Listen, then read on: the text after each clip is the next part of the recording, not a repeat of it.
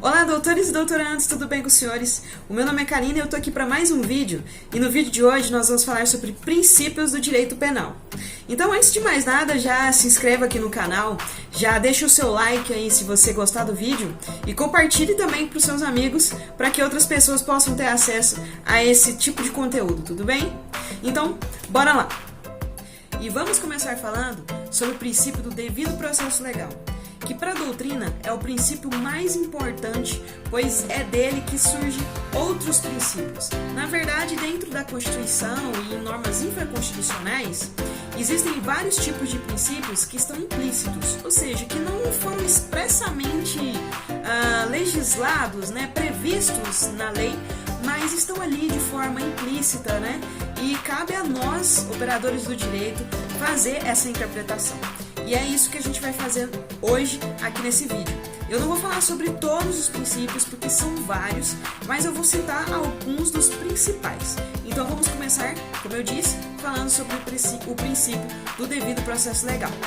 Esse princípio é referente a como se dá os atos do processo. Ou seja, quando já existe a ação penal, é preciso que seja respeitado alguns atos, assim como direitos, como o contraditório, ampla defesa, a citação do réu, os prazos processuais. Então é preciso que seja seguido uma regra processual de forma a garantir que o réu possa ter todo o amparo legal para se defender e também para que o autor possa ali produzir provas contra o réu, Esse princípio ele está fundamentado no artigo 5º, inciso 54 e 55 da Constituição. Então, caso vocês queiram dar uma olhadinha, é importante também ler a legislação, é importante ler a nossa Carta Magna, que é a Constituição, tudo bem? Um princípio também muito importante, que é o princípio da legalidade. Esse princípio é realmente muito importante, pois além desse princípio estar previsto na Constituição, existem doutrinadores que também fazem uma analogia ao termo reserva legal. Esses doutrinadores dispõem que tanto reserva legal como princípio da legalidade se tratam do mesmo instituto, tudo bem? Esse princípio da legalidade, ele surgiu em outros institutos, mas o mais importante, que a gente ouve bastante falar, é o Pacto de São José da Costa Rica. Foi a partir de aí que se deu a origem desse princípio tão importante. E como o próprio nome já diz, legalidade quer dizer que precisa estar respeitando a lei, ou seja, a legislação. Tal princípio está previsto no artigo 5º, inciso 39 da Constituição. Então, vale a pena dar uma olhadinha lá. O artigo 5º ele é bem grande e esse é um inciso muito importante que é preciso ler e interpretar para poder ter ali um melhor entendimento sobre o assunto. Além desse princípio estar ali presente na Constituição, também se observa no direito penal, no seu artigo 1º, que dispõe da seguinte forma: não é crime sem lei anterior que a defina, nem pena sem prévia cominação legal. Isso quer dizer? Quer dizer que para que haja um crime, é preciso que a lei estabeleça isso, estabeleça tal conduta, ou seja, preveja a conduta criminosa. Se não existe nenhum dispositivo na lei que dispõe sobre uma determinada conduta, ela então deixa de ser crime. Na verdade, ela não é crime. E, a partir de então, a gente pode prestar atenção e verificar que existe um outro princípio aí, junto desse princípio da legalidade ou da reserva legal, que é o princípio da anterioridade. Esse princípio diz respeito exatamente disso. É preciso que, para que o crime seja considerado crime, ou seja, para que a conduta seja considerada crime, é preciso que haja já a previsão na lei. Se a lei não prevê tal conduta, ela não é crime.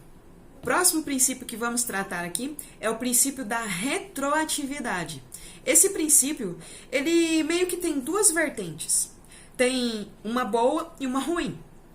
A boa é que há retroatividade da lei desde que ela seja benéfica ao réu. Ou seja, o princípio da retroatividade diz respeito à lei e a sua aplicação no tempo, ou seja, se ela está em vigor ou não no momento que o ato é praticado. Portanto, no direito penal, a lei ela pode retroagir desde que ela seja benéfica ao réu. Existe um termo em latim bastante usado para esse tipo de situação, que é a novatio legis in melius. Novatio legis in melius significa exatamente isso, ou seja, uma nova lei, novatio legis, né, uma nova lei benéfica ao réu. Tá, mas é somente nessa situação que a lei retroage? Não, a lei também retroage em casos para abolir a conduta criminosa, ou seja, a abolitio criminis, que na verdade é uma forma de beneficiar o réu, pois a conduta criminosa até então praticada deixa de ser crime e ele deixa de ser condenado e passa a não ter mais a possibilidade de ser penalizado pelo crime que ele até então havia cometido. Inclusive, mesmo que o réu já não tenha nenhuma possibilidade de recurso, mesmo que já exista uma sentença penal condenatória transitada em julgado, caso haja a abolitio criminis, ela retroage, e assim como a novatio legis também, desde que a lei seja mais benéfica ao réu. Como o próprio nome já diz, é benéfico para o réu, então ela se aplica de forma retroativa. Ela não estava em vigor no momento do crime, porém, ela retroage para que possa fazer efeitos para aquele que cometeu o crime naquela época, tudo bem? Bom, eu falei que esse princípio ele existe em duas vertentes, a boa e a má. Uma que é a lei mais benéfica, porém a lei ela não retroage caso ela seja mais maléfica. Ou seja, a conduta que anteriormente foi cometida foi tratada numa nova lei, só que de uma forma a piorar a situação do réu, a piorar a situação do condenado ou do investigado, enfim, vai piorar a situação do réu, então ela não se aplica. O princípio da retroatividade, ele é uma exceção, ele só se aplica se for benéfico. Em nenhum outro caso, esse princípio pode retroagir, essa lei não pode retroagir. O próximo princípio que vamos tratar é o princípio da personalidade, né? Personalidade quer dizer pessoa, né? Pessoa. Então, quando existe um crime, né? Ele só pode ser punido àquela pessoa que cometeu o crime. Ela não pode ser passada para outras pessoas, né? Eu vou explicar melhor. Vamos supor que a pessoa que cometeu o crime, ela falece, ela morre posteriormente, né? Ela cometeu o crime e depois de um tempo ela faleceu. Os herdeiros, né, nesse caso, eles não podem sofrer a pena, né? Sofrer a penalização que essa pessoa iria sofrer ou já estava sofrendo, passar para os herdeiros, né? Eles não podem receber essa responsabilidade, pois o crime, né, no direito penal, que eu estou dizendo, né, no direito penal, existe esse princípio da personalidade. A lei só se aplica para aquela pessoa que cometeu a conduta criminosa e não pode ser transmitida para outras pessoas, tá? Lembrando que é só pro direito penal. Existem outras responsabilidades que são passadas para os herdeiros, né? Existe responsabilidade, vamos supor, a pessoa, ela tem um grande patrimônio, né? A pessoa que faleceu, cometeu um crime, mas ela tem patrimônio suficiente para arcar com as dívidas dela, né? Ela morreu, mas deixou dívidas. Ela tem o patrimônio dela que vai ser passado, transmitido para os herdeiros, vai ter que sofrer, né, todo o trâmite processual para que possa arcar com as dívidas do então falecido. Porém, somente nesse sentido. Pro direito penal, no cometimento de crimes, essa lei só se aplicaria para a pessoa que cometeu o crime, tudo bem? Então, se ela não existe mais, a pessoa morreu, existe a extinção da punibilidade. Não existe forma de punir outra pessoa no lugar daquela que cometeu. Tudo bem? O próximo princípio é o princípio da individualização da pena. Individualização quer dizer que vai individualizar, né, a pena para o indivíduo. Vamos falar assim de nomenclatura que fica mais fácil de entender os princípios, tudo bem?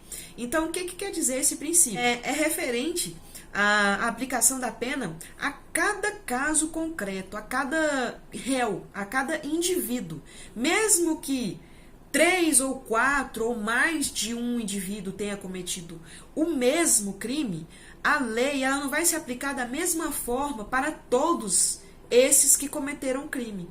Será observado cada caso para que seja aplicado de forma correta para determinados autores do crime, tudo bem? Pois, por exemplo, pode ser que um deles já tenha antecedentes criminais, pode ser que um seja réu primário.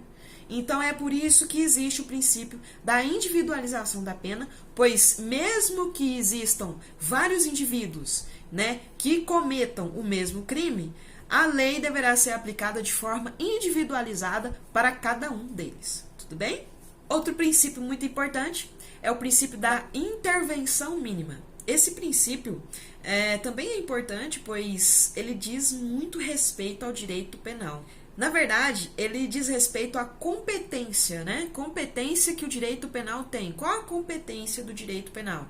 O direito penal, ele tem uma restrição, ele é meio que restrito, ele não vai abordar todas as situações da sociedade, e sim certos tipos de condutas, né, que ferem bens jurídicos fundamentais, bens jurídicos que são considerados para a sociedade de muita importância, como, por exemplo, a vida e a liberdade.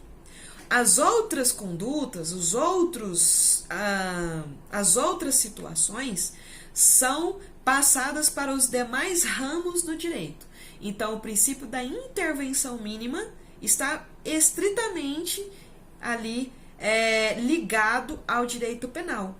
O direito penal, então, ele vai restringir-se à incidência de normas incriminadoras àquelas hipóteses de ofensas a bens jurídicos fundamentais, né? A bens jurídicos tutelados que sejam fundamentais. Exemplo, vida, liberdade. Desse princípio, a gente também pode observar um princípio que meio implícito aqui dentro, que é o princípio da insignificância ou princípio da bagatela. Esse princípio, ele diz respeito àqueles crimes ínfimos, né? O furto famélico, né? O furto para se alimentar, né? A pessoa está com fome e ela vai e furta algo ínfimo, né? Uma coisa que é muito barata, somente para alimento próprio, né? Porque estava com fome. Esse tipo de crime, no direito, ele é considerado um crime insignificante ou o crime de bagatela, tudo bem? Outro princípio muito importante é o princípio da culpabilidade. Esse princípio, ele, na verdade, ele vem como um limitador do jus puniendi do Estado. O que é isso, né? Ele limita o direito de punir do Estado, porque anteriormente, alguns anos atrás, existia tortura, por exemplo, né? Somente pelo fato da autoridade, né, coatora, se sentir superior à outra, pelo fato de acontecer alguma coisa que, para a época, né, para os governantes da época, era uma afronta ao governo, eles simplesmente não gostavam da pessoa, não gostavam do que a pessoa fazia e torturavam, né, aplicavam uma penalização para aquela pessoa, né. Então, por essa razão é que foi construído esse princípio a fim de fazer com que o Estado seja limitado, né, restringido a culpar, a punir a pessoa, não pelo simples fato de ser a pessoa, né, não por motivos particulares ou simplesmente pelo fato de ter acontecido uma conduta criminosa. A princípio, a conduta criminosa deve ser culpável, mas depende da situação. Existem algumas situações que fazem com que aquela conduta deixe de ser punida, né? Existe a extinção de punibilidade, existem outros institutos que fazem com que a conduta criminosa não seja punida. Então, existe uma teoria que se chama tripartite, né, ou tripartida. Primeiro requisito, fato típico, ou seja, esse ato, essa conduta criminosa tem que estar prevista na lei. Antijurídico quer dizer que tem que ser uma conduta que vai contra aquilo que dispõe a lei, ou seja, não matar, por exemplo. Então a pessoa matou, ela cometeu um ato, né, ilícito, antijurídico. E o terceiro requisito, que é o princípio que a gente está tratando, que tem que ser uma conduta culpável, né? Eu não vou falar exatamente sobre essa questão aqui da culpabilidade, mas, por exemplo, existem situações que a pessoa mata a outra, né, por legítima defesa, né? Então, não é porque matou por legítima defesa que ela vai ser punida rigorosamente ali da forma como uma pessoa, um homicida, mata a outra por motivo torpe, por exemplo, né? Então, é exatamente por isso que existe esse princípio da culpabilidade. Então, esse foi o vídeo de hoje. Espero que vocês tenham gostado, espero ter ajudado vocês.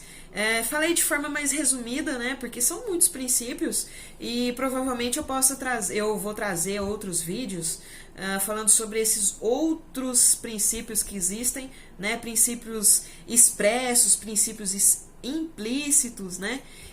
Que existem na Constituição, existem em normas infraconstitucionais que são aplicadas, né, dentro do direito penal, do processo penal, mas esses aqui são os que eu considero, e a grande maioria da doutrina considera como de fundamental importância. Então, é isso.